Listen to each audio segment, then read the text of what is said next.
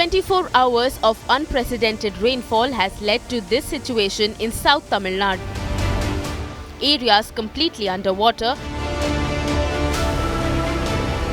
houses coming crashing down, and hundreds of people stranded, including passengers at a train station that's completely cut off.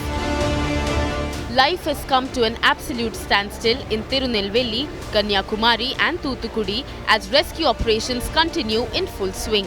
The Indian Air Force and Navy has been pressed into service providing aid and also conducting aerial rescues. NDRF teams are working round the clock in Tirunelveli as towns have been completely cut off due to swollen rivers. In the last many years, southern Tamil Nadu has not seen so much of rainfall. Today in Tirunelveli district, it's a red alert till the afternoon. That's what the authorities are telling. Yesterday, a lot of rescue operations took place, and the government authorities are telling that they are constantly in touch to ensure that all the relief activities as well as the rescue operations are in full swing. Yesterday, a lot of boats were used to rescue people because there was no other way people could have come to this side. The situation is no different from Thoothukudi, where a hospital is also submerged. Parents were seen wading through waist-deep water with their newborns, desperate to get out of the waterlogged hospital. We are reporting from the Thoothukudi Medical College. This is the road that leads to the Thoothukudi Medical College, and we can see the kind of situation here. It's completely flooded, and patients are, forced to get discharged because there's no water, there is no drinking water inside the hospital, no other basic facilities. They're not getting food.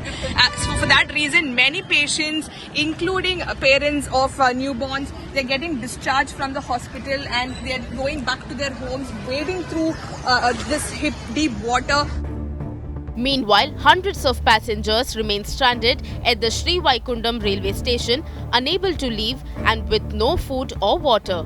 Rescue teams have now successfully reached the location, but the evacuation process is still underway. The trainல வந்த அனைவருக்கும் எந்த விதமான உதவி இதுவரை கவர்மெண்ட்ல கிடைக்கல. இப்போ morning 7 o'clock ஆயிடுச்சு. ஹெலிகாப்டர்ல வந்தாங்க, பட் ஆனா அவங்க இங்க போறதுக்கான ஆப்ஷன் இல்லையா, இல்ல எதுக்காக வந்தாங்கன்றது தெரியல. இன்னும் ட்ரெயின்ல எல்லா மக்களும் ட்ரெயின் விட்டு வெளியே வந்து கிட்டத்தட்ட ஒரு 700-800 பேர் இருக்காங்க.